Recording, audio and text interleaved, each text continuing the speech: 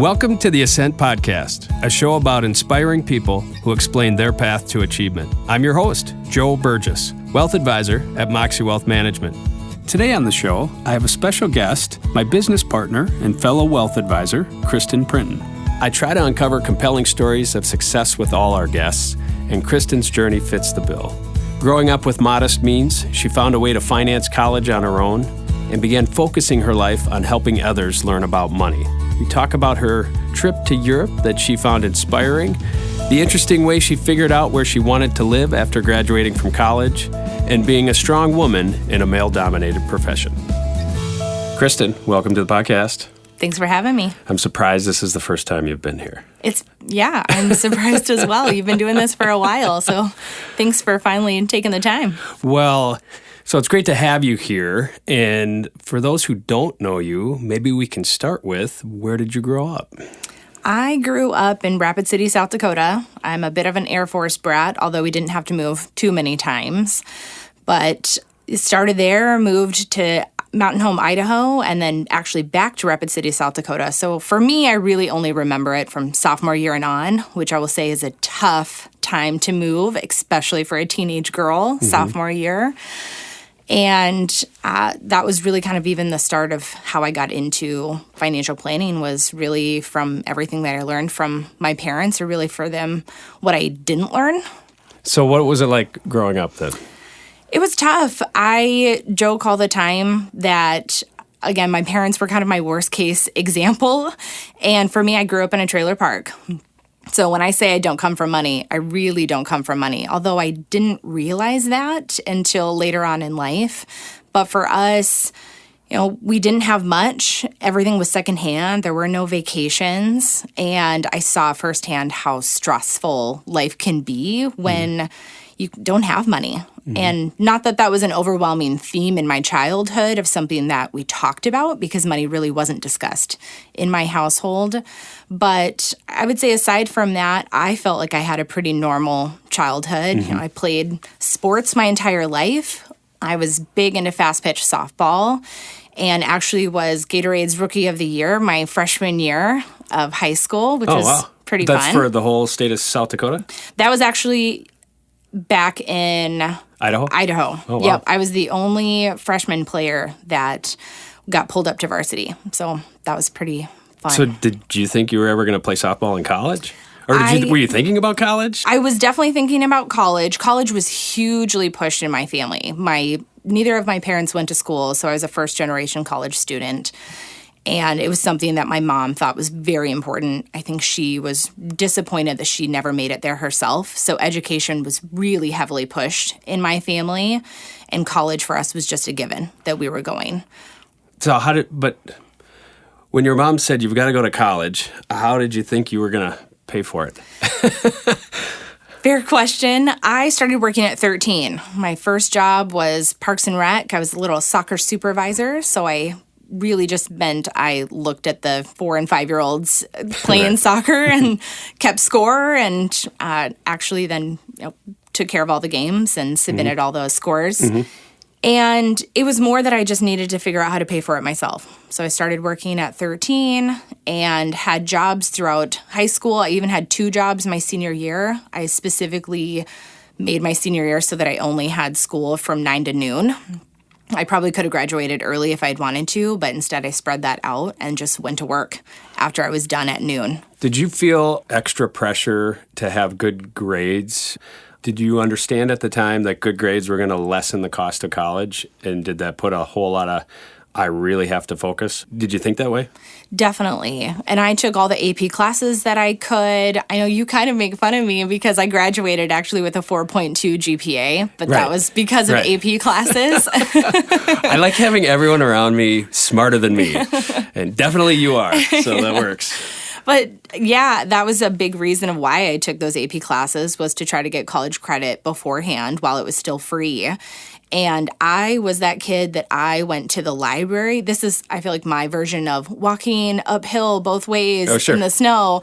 But I went to the library and got an actual book of scholarships and went through and applied for every single scholarship that I could possibly qualify for. And so between that and a specific Western undergraduate program that almost did somewhat reciprocity between schools, I was able to get 150% of in-state tuition for Colorado State, which is where I ended up going. And that was significantly cheaper than out-of-state school. The out-of-state tuition. So between that and a bunch of scholarships and saving every penny that I could through high school, that was kind of my plan of how to pay for college. Did you get out of college with student loans? Did you have debt? I had about $10,000 of student loans, and that was it. I did a work study. I also worked in college. So I had about a month my freshman year where I thought, I'm not sure how this workload's going to be with school. Right. And realized after about a month that it felt pretty comfortable. I thought I could handle it and decided to start working again. So I worked at a fine dining restaurant and at the time was making pretty good money for a college student. And so that, again, just went towards my studies. And do you think anybody could do that today? I mean, with how much college tuition is? With how much college? Yeah. I mean, I do think there are a lot of scholarships out there that people have no idea. There are ridiculous scholarships of people, like, if you're left-handed, you can get a scholarship. Right. Like, there are scholarships for people with red hair. Yeah. Like, there are a crazy amount of scholarships, but I don't know that people know that. And so for me, the only reason I did is because I took out those books of scholarships and just applied to everything I could. Wow. When did you know that you wanted to do financial planning? I knew that actually back in high school. So I was lucky enough to go to a high school that they had both a personal finance course and an entrepreneurship course. And I was able to really just marry those two together. And that was how I came up with financial planning. Was it something based on your family finances growing up? That you developed this passion for the topic and maybe wanted to help others? Absolutely. Well, I think in that personal finance course, I think that was really eye-opening to me because I realized I had been budgeting before I knew that that was even what it was called because I was kind of forced into that. And I knew how stressful it was for my parents not knowing what to do and waiting way too long to even start saving and just never having enough. It was just always a source of tension in our household. And I knew I didn't want that for myself. And through those classes learned that I was naturally really good at managing money and being organized about it. And like I said, was already budgeting before I knew that that's what it was called. And really wanted something where I could make a big impact and help others and still utilize my strengths. And so those two courses put together really were eye-opening for me that this is something that I could do, that I think I'd be really good at, that I could still get fulfillment in helping other people because money is something people deal with almost on a daily basis, and yet most people have no formal education, and I really wanted to help in that space. And did Colorado State have a financial planning major? Like, were you that laser focused? Is that part of why you chose them? Yes, they do. So Colorado State, they break their finance program down into 3 different areas. So they have investment analysis, personal finance, and corporate finance. And I briefly flirted with maybe corporate finance, thinking I would either become a financial planner, which was my first goal, or I could see myself being a CFO of a big company. I thought maybe if I go corporate finance, maybe I can do both, or it would help with both. And then just actually going through the syllabus and reading the course descriptions, everything I was excited about was all personal finance. So I quickly abandoned the CFO route and stuck with the original plan of personal finance. So you get done with college, and I know right after college you did a trip to Europe, right? A backpacking trip. Tell me about, as you were graduating college, taking the trip, where you were at in life and what your thoughts were at that point. Because you seem pretty well planned out up until now. Did you have a plan when you graduated on what you were going to do? Not necessarily. Europe came to be, I actually graduated college a semester early. And I earlier in my junior year actually studied abroad in Australia. So that is really what gave me kind of my travel bug. And I think that was a perfect stepping stone for me of getting to experience a new culture, a new country, but yet not completely on my own because I still had, a study abroad advisor. I had other people that I could connect with, but that was a great stepping stone. And so when I graduated, I really wanted to go do something in Europe. My original plan was maybe to go live in Ireland for 3 months and maybe just try to find a job, live there for 3 months, and kind of have an abridged version of Australia. So you didn't feel like before I was done, I better have a job? No, I didn't. Yeah. knew that I had already experienced working in the financial services because I had an internship at UBS and turned that into a job and turned that into an offer to become a junior broker. And I'd worked there for a year and knew that that's not what I wanted. But I was also, full disclosure, coming off of a really bad breakup. And so this was kind of my almost eat, pray, love trip for me. And was really a test of strength for me to say, I'm going to go do this on my own and see what I'm made of, and I'll figure it out. I had enough belief in myself that I knew that I could land on my feet. I just wasn't entirely sure what that picture looked like yet. So how long of a trip did you plan, and was it, I'm getting over the ocean and I'm going to figure it out, or did you have it mapped? I had it somewhat mapped. Like I said, it started out planning just to go to Ireland, and then you realize how close you are to England. And from there, you realize how close you are to France. And from there, it kind of just exploded. And what I had come across was a site called Couchsurfing. Okay. It's literally a website called couchsurfing.com. It's essentially Facebook, but for travelers.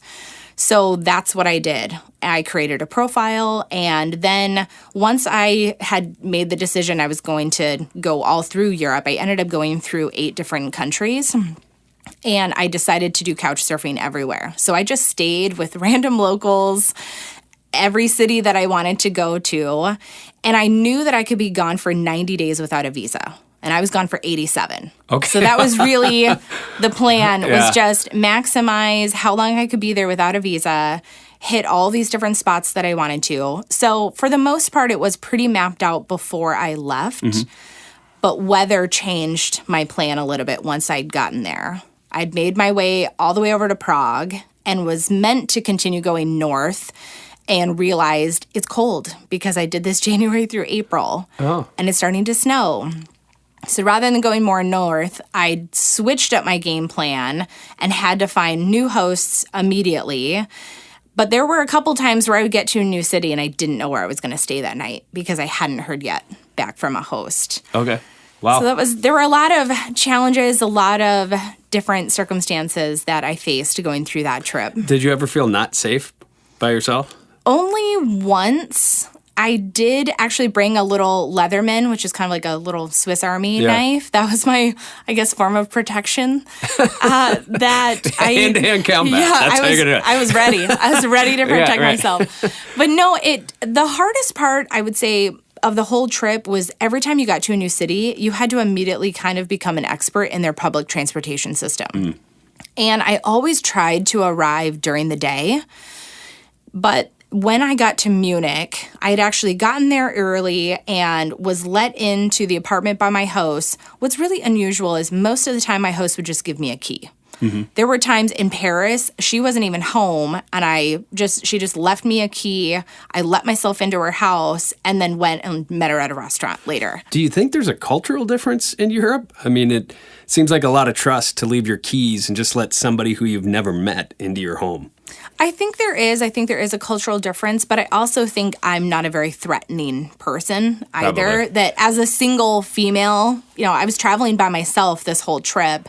So I think, had I been a man, maybe it would be different. Probably. But I was a woman who was always trying to stay with other young 20-something-year-old women. So I think there was naturally some camaraderie there and probably some built-in trust just because of who I was as well.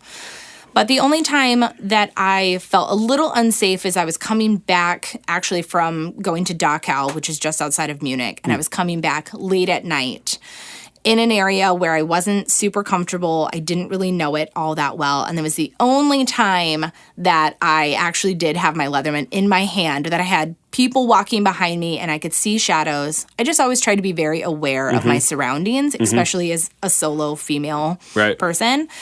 And that was the only time I thought, I don't know what's going to happen. But all was fine. All was good. Yep. I'm still here. Yeah. Yep. So no issues. I have a friend who traveled to both Paris and Munich. And, this person liked Munich a lot more than Paris. What are your thoughts about your experience in Germany? Yeah. Anyone I know that has been to Europe that has gone, really the comparisons are Paris and Munich. Anyone that I know that's gone to both, everyone's liked Munich better. I have another question related to all your trips around Europe, and you mentioned you did Australia as a study abroad program in college. How did that change your perspective a little bit on how you view things? I think for me, it was more recognizing the difference in culture. As a 19 and 20-year-old, I think I was too immature to fully recognize this kind of major perspective shift. But for me, it was an introduction that life in America isn't the same across the world. And for me, it was more about defining what your life could look like, and that not everyone is so beholden to their work and being constantly stressed out all the time. And I think that's a very American thing. I think the hustle culture is a very American thing. And that for me was really refreshing, going to these other countries, that it just felt like they had, especially Australia, such a laid back attitude that you could still live your life and be successful, but not constantly have to grind every single day. And I think that was really eye-opening for me. I would say the ages that I did both of those big kind of experiences, it was more around my own kind of determining my own strength, if you will. It was really eye-opening for me, just growing as a person, of learning what I was capable of. Because doing a solo backpacking trip is not easy. Right. Because you are the only person you can rely on. And so if you miss a train, which happened, or you get to the wrong train station, that also happened. If you can't reach a host and you now have to scramble and figure out where you're going to stay that night, which also happened, all of those decisions are on you. You have no one else to shoulder that burden. And so for me, it really helped, I think, develop my own grit and my own perseverance, that I can do hard things because I have done them. And I think that was hugely helpful in starting my career, because we face a lot of rejection. And I had just come off of 3 months traveling around by myself. And 2 out of those 3 months, I didn't speak the native language. And coming off of that, I had so many people that thought I was crazy for moving to a state where I didn't know anyone. It didn't even cross my mind that that was a big deal, because I had just come off of 3 months traveling in countries where I knew no one. So moving to a new state and talking to people that I didn't know didn't even faze me as something that could be difficult, or maybe should have been difficult, because of those experiences. Interesting. So somewhere along this trip is where you get inspired to figure out where you're going to live long term and what you're going to do. Yes. My original plan, because I was newly single, was I'm going to live it up in a big city when I come back. And I was thinking maybe LA or New York or San Francisco. And after I had done both London and then Paris back to back, I ended up in a very small village in Switzerland called Interlaken. And I had realized I was not a big city girl. London and Paris were great and they were beautiful, but it was way too many people. And I realized I am a Midwest girl at heart. I needed my space.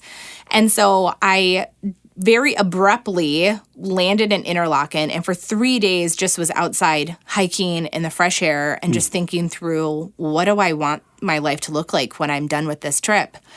And Forbes always has a list of top places to live in the U.S., and I decided to start there because the year I went to college, Fort Collins, Colorado, was #1 on the list. They got it right that year. Let's see where we're at. And I started with the Forbes list and narrowed it down to Midwest, and then was looking at cities. And that year, Eden Prairie was #1. Eden Prairie, Minnesota. Eden Prairie, Minnesota. So I thought, all right, that's where I'm going to live. And from there, I started looking up independent financial planning firms, which is how I found North Star Resource Group, which is our parent company. And so that really is what kicked it off. I started my interview process while I was still backpacking through Europe. But once I came back from Europe and finished up my interview process, I already signed a lease in Eden Prairie. Right. And then went back to South Dakota to wait and hear if I was actually going to get the job. And I'd already signed an apartment lease. So thankfully it worked out and I got the offer because I had an apartment ready to go. Well, I think of the commitment that you look that up and you go, oh, Eden Prairie sounds good. I'm going there. Don't have a job, but I'll figure it out. Yep. And again, all by yourself, right? Amazing. All right. So you then become an advisor at our parent company, North Star Resource Group. What was your early career like? What did you think it was going to be? And what was it for real? I think I thought I would be meeting more people and thought that that might be easier. I think because of my background in studying personal finance, and I was also in a financial planning case competition, so I was familiar with the work. So that wasn't surprising to me. But what was surprising was how difficult it was to get in front of people. I don't think I realized all the negative connotations that people tend to have when they hear a financial advisor or a financial planner. And so that was a bit eye-opening for me. Right. And most people, not necessarily that firm, but in the industry, typically you come in and they say, make a list of your 100 friends and family. I mean, that's the way it would. Today may be different, but that's certainly the way they did it a number of years ago. And you moved to a state where you don't know anybody. Yeah, I had no natural market whatsoever, but I was also very intentional about finding a firm that didn't push that because I knew even if I did know people or if I was meant to call on my family doesn't have money. Like, they're not in a situation where they can help me out in this space. So I was very intentional about wanting a firm that had more of a system that wasn't based off of friends and family because I knew that that was not going to be how I was going to succeed. And North Star seemed to fit that bill. So how was the first 3 years then? Because the reason I asked 3 years is actually from an industry standpoint, 90% of the advisors who start fail in their first 3 years. And most advisors who've made the 3 years have like war stories of the first 3 years. I don't know that I have war stories, but I will say the first 3 years kicked my ass. Yeah. It was really tough. Year 2 was by far the most difficult year for me. And I actually went out and got a second job because I was making no money at all. But I was also passionate enough about the work and about what I was doing that, like I said, I went out and got that second job so I could still keep my actual first real job that I wanted to keep, but I wasn't making any money doing that. And there was no thought in your mind, I'm going to be done with this. Like, this is ridiculous. I think we all go through moments of wanting to quit, but I knew I never was going to. And I had my parents begging me to quit, specifically my mom. It's tough to watch your kids go through this and struggle and not, make money and be frustrated and feel like they're failing. But I so much believed in what I was doing and felt like this is what I meant to do. And I think I'm really good at it. But the way that I'm building things is slow and it doesn't put up big numbers.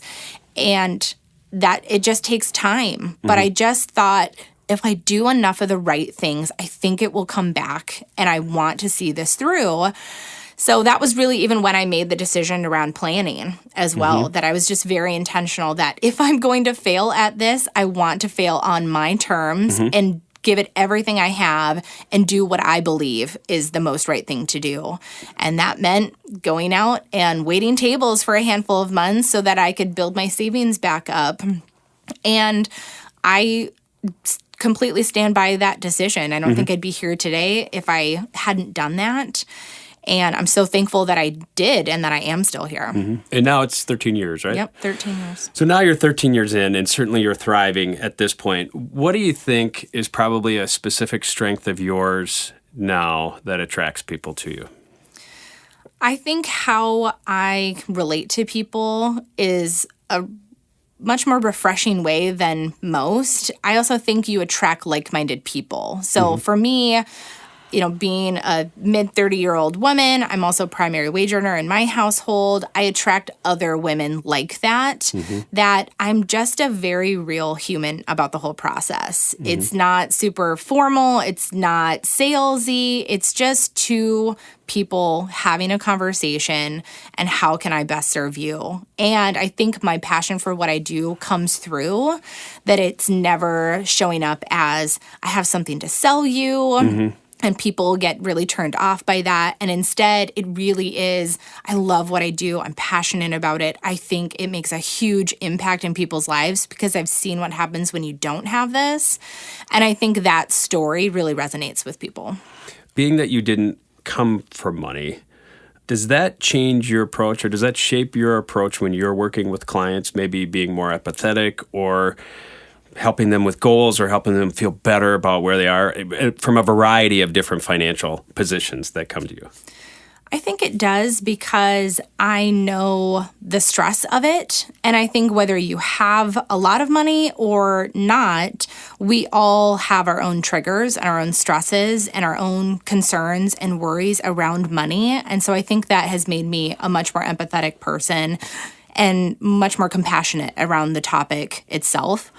I also, having not come from money and now being in a very different socioeconomic position than my parents were and then my childhood, it's also shaped how I parent and how I think about money differently as well, because I know my kids will have opportunities that I couldn't even dream of when I was a child. And from a parenting standpoint, it also means I'm now more focused on how do I not raise entitled little jerks? Right. And I think expressing that with clients is also another way that they can relate to me because they're experiencing a lot of the same thing. Most of my clients are what I like to call first-generation wealth builders. That's what I consider myself to be. And I think having those conversations when we're working together, they ask about my kids, I ask about theirs. It's much more of a relationship where they're kind of just as curious about what's going on in my world, that we'll share parenting tips. I've talked about potty training with my clients. So from a relationship standpoint, it's hugely helpful because I've seen the stress, I understand it. And I've also seen the flip side of it because I've firsthand experienced this kind of scarcity mindset and now on the other side of more of an abundance mindset. And I think being able to express that to clients and also showing them firsthand that learning how to be good with money is just that. It's something that you can learn. You don't have to be born with a silver spoon in your mouth to be good with money. And I think very often people outside of this profession make the assumption that the only way I can be good with money is if I was born into it and if my parents taught me. And if I didn't have that, then I'm out of luck. And I am a perfect example that that is not true at all. And having that story that I can tell clients and be able to showcase, you absolutely can learn this because I've done it myself. And because of that, it means I can teach you as well. Yeah, definitely relatable and disarming, particularly if you're talking with somebody who didn't come from money. So let's pivot here a little bit. You're a mother of two. Tell me about being a working mother, how you structure your day, how you handle the kids. And then also, are those the kind of clients that you're attracting, working mothers or maybe the breadwinners for their families? Absolutely. I think becoming a mother, there's a major identity shift that happens when you become a parent. And I would say, obviously, I can only speak to becoming a mother, but a really major identity shift for me in that because I had so much of my self-worth, I think, tied up into what I do for a living. And I still have a lot of my identity tied around me being a financial planner. But there was now all of a sudden, now a couple babies that I'm taking care of, that my entire lens has shifted to what to me is really most important. And there was a shift with work of my schedule and changing that and wanting to be home and available more because that's something that this career affords us to be able to do, is to define our own schedule and create that life for us. So I think for me, I really dove into this whole concept of defining your life and defining your version of success and recognizing that that is very different for other people. And it's not always tied to your net worth. And instead, I really wanted it to be focused on what really is most fulfilling for me, not only as a planner, but as a person, as a wife, as a mother, and how can I be the example for my kids that I might not have had growing up for myself that I really wanted to be that better example for them of you can pursue all these things and you can be a professional if that's what you want to be. And you can also be a kick-ass mom as well. And I think having that vision and that desire, so many other women have that same desire. And they want to do both, that they're ambitious and they are crushing it on the career front, but they also want to be crushing it on the home front as well.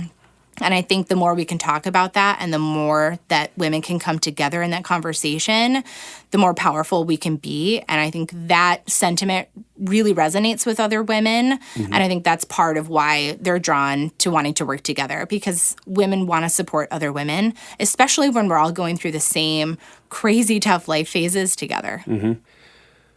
It seems like there is just an ever-widening niche of women who are looking for women advisors, right? I mean, our industry is traditionally very heavy male-dominated. And so there's really kind of two sides of that I'm interested in. And one of those is, one, the other strong women out there who are maybe the breadwinners for their family, their attraction maybe to you and how you feel that is. And then maybe your personal experience and working with a male-dominated industry. Absolutely. Well, I think the two questions go hand in hand. The answers kind of merge together because working in a male-dominated industry, there have been multiple times. I just had this even as recent as last week. I've been doing this for 13 years. I was asked to be a speaker at a conference where I'm a subject matter expert, and I was still confused with being someone's assistant. And I've gotten that for 13 years. If I call a fund company, the assumption is that I'm calling on behalf of a male advisor. And I've experienced that my entire career. And so sharing those stories, understanding that kind of uphill battle of these assumptions, I can recognize that because I've experienced it firsthand, and that relates with other women. I tend to work with a lot of lawyers, and they're also in a male-dominated industry. And so I think a lot of them have experienced the same thing of being confused with someone's assistant or being confused with someone's paralegal. Or maybe a male advisor just looking at the husband, even though the wife is the one that's making all the money. Exactly. And so having another woman in the room, I think, has been really helpful because they finally feel like their voice is being heard. And not only heard, but truly understood. And I think that that's part of why women are starting to kind of rise up and use our voices more to support other women who are doing good work in these spaces, because we know that they exist. And so let's try to highlight them in areas where they're typically not highlighted or even noticed. You know, obviously, I've been in the industry for 27 years, and I think it is definitely worth noting that our industry has shifted in a lot of ways for the good. But one of the most poignant ways is that it's shifting to advice from sales. And the difference in an advice world is it's relationship building.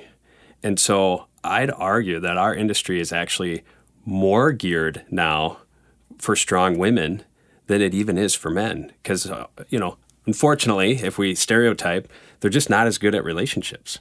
Yeah, I'd agree. I think because of the focus around advice and building relationships, I think women are naturally better at that. And think about the women in your life as well. We tend to also be natural planners. We're usually the ones who are helping to manage the entire household and keeping track of all the things. And so they're already kind of predisposed to this planning idea and being organized and thinking through what you have to do both today and next week and next month and next year. They're planning the vacations. They're making all these decisions, and so it makes sense that they should be very much a part of the financial conversation as well. Yeah, 100%. So in our industry, you now are asked to speak on a national level, and you've become somewhat of an expert. There's a variety of ways I know that you market your business, but one of those is LinkedIn. And the financial services industry has kind of showcased you to say, wow, here's somebody that really has it figured out. Tell me about how you got started into that and how you go about that. Because I know there's a lot of people out here working anywhere who are on LinkedIn, and they may not really know some of the details. So what have you figured out in your marketing there? For me, LinkedIn really started as a passion project. It kind of came out of COVID because everything shut down, and I was trying to figure out, how do I continue to talk to other people? Where do I go? And LinkedIn was really the only platform from a social media standpoint that I spend much time on. And like so many people, I thought LinkedIn was just for networking around trying to find a job. So I never really paid much attention to it. And 2020 hit and COVID has hit, and I realized that the content on LinkedIn had changed dramatically. And it was much more, almost a more professional version of Facebook, where you really are showcasing not only your competency and professional lives and what you're doing there and providing advice, but really also the human side and just your personal side. And I loved that mixture of the two. And from there, just started following people that I liked their content and just reached out and tried to learn more. And that was really how I dove into that and was able to learn a lot about the platform. And now I give specific talks all around that of what to do and even specific algorithm tips and things like that. But it's kind of funny because it never really was meant to be this main marketing plan for me. It was more from a personal side. Where do I spend my time and feel good about it? Because I didn't feel good spending time on Facebook or really even Instagram, but I always felt good about LinkedIn. And it just kind of turned into this passion project that became this big, now somewhat of a marketing machine, which has been fun and surprising.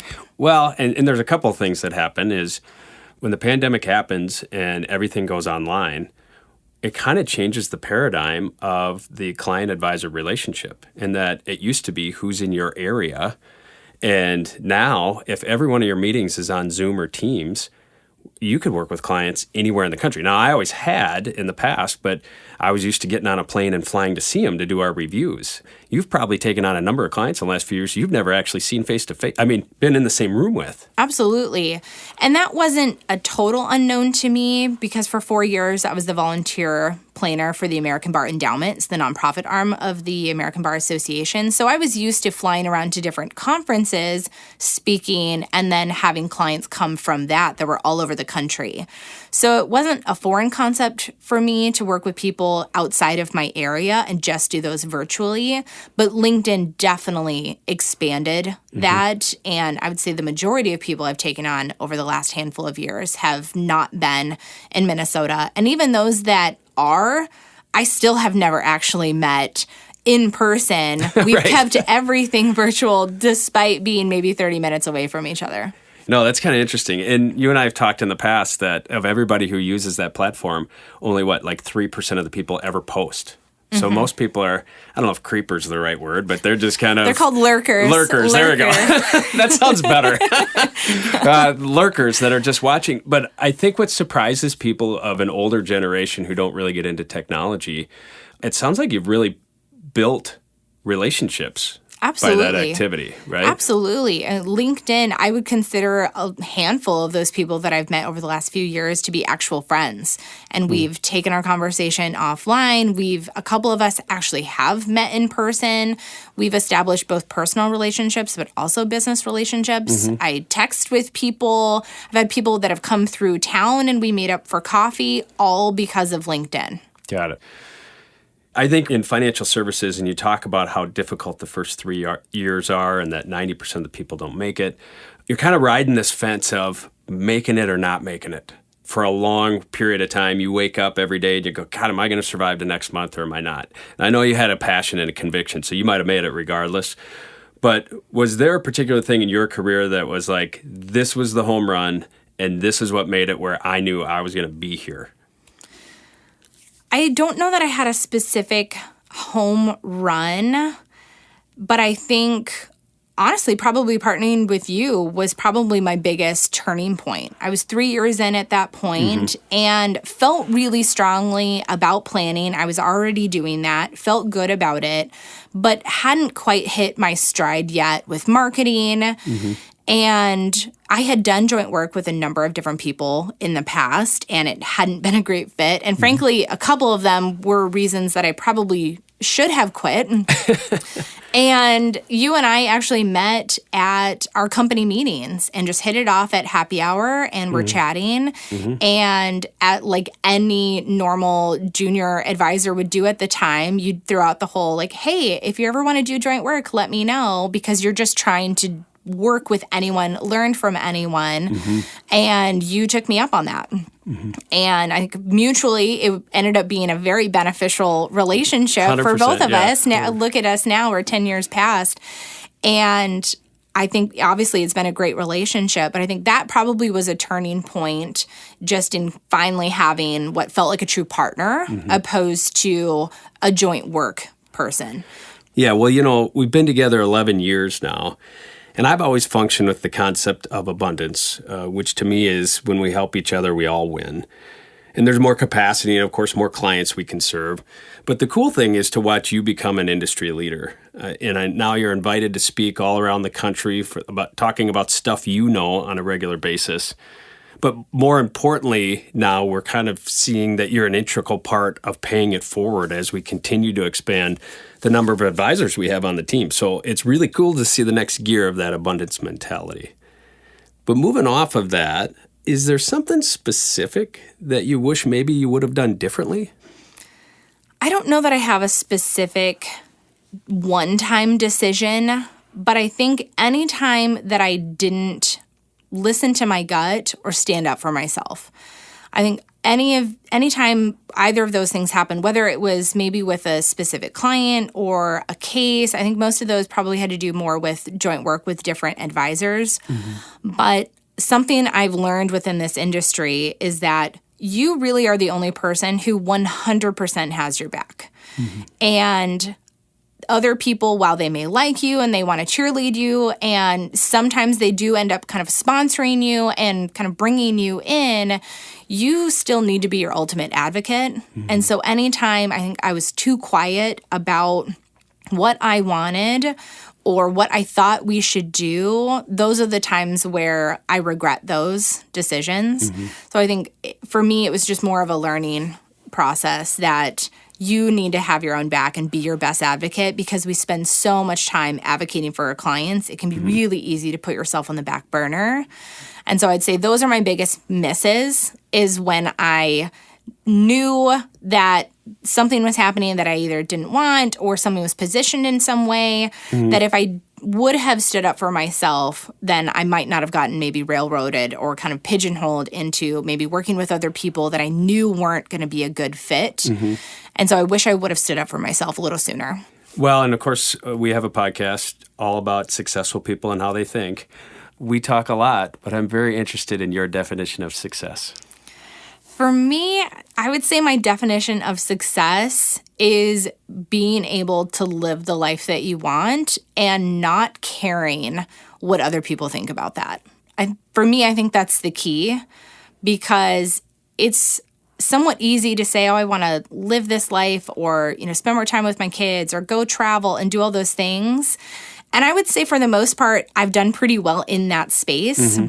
But I haven't quite reached the point of genuinely not caring what others think yet. I was totally going to ask about that. I haven't quite reached that. It depends probably on what it is. But for me, I have recognized that how I kind of live my life is different than a lot of other people, and even different than other advisors as well, that I don't always have this huge, strong desire to keep going after more just for the sake of more. And I think that's very much an American thing. It's very much the hustle culture of just keep doing more. And, you have this responsibility to go out and live this huge, big life. And I don't necessarily agree with that. I think that that's a personal choice. I think if I wanted to, I could go out and live this big life, and I could, do all this speaking and reach many, many more people.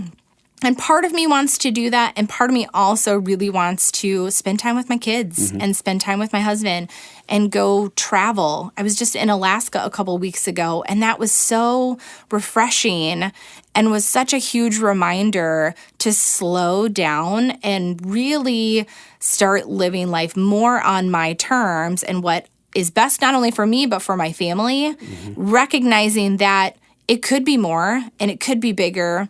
but it's my choice. And still making my peace with the fact that not everyone agrees with that. And some people do think that you have a responsibility to share everything with the world and try to go as big as you can. And it's trying to quiet that noise that I'm still working on. So I think I have a definition of success. I don't know 100% that I'm living it out just yet, but I'm working on it. Well, I don't think any of us are living in perfect form, but it is really cool that you can recognize what's important for you and your family and construct your business and your life, in a way that makes you happy. Well, I think we're going to leave it here. I interview people from all over the country about their success journey, and it was really nice to do this one because it was a little closer to home, of course. Thanks for sharing your story. Absolutely. Thanks for having me. You've been listening to Kristin Printon, co-founder and vice president of Moxie Wealth Management, a comprehensive wealth management firm based out of Minneapolis, Minnesota. You can learn more about her and the work she's doing at moxiewealthmanagement.com. That's MOXIE wealthmanagement.com. Thanks for listening to this episode of the Ascent Podcast, a show about inspiring people who explain their path to achievement. I'm your host, Joe Burgess, wealth advisor and founding partner of Moxie Wealth Management. You can learn more about me and my firm at moxiewealthmanagement.com. That's MOXIE wealthmanagement.com. Thanks again. We'll see you next time. Securities offered through Cetera Advisor Networks, LLC, member FINRA, SIPC. Advisory services offered through Cetera Investment Advisors, LLC, a registered investment advisor. Cetera is under separate ownership from any other named entity. Moxie Wealth Management offices are at 2701 University Avenue Southeast, Minneapolis, Minnesota, 55414. The views depicted in this material are for information purposes only and are not necessarily those of Cetera Advisor Networks, LLC. They should not be considered specific advice or recommendations for any individual. Neither Cetera Advisor Networks, LLC, nor any of its representatives may give legal or tax advice.